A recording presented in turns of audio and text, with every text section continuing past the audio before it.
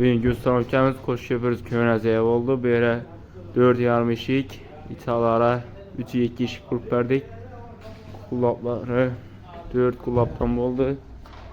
Zamokı 5 zamok, orijinal sonra kilit.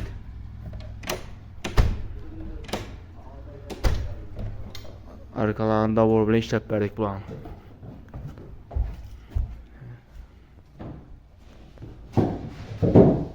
Dağlanda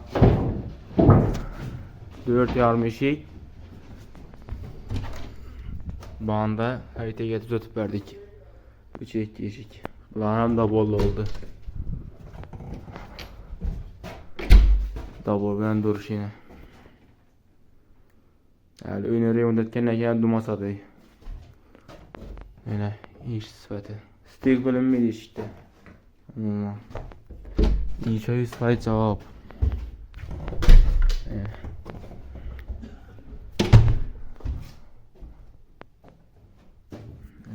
Banda ikisi. Kime şunun işleyerek olsa bir telefona verirler. Benim al. Yani.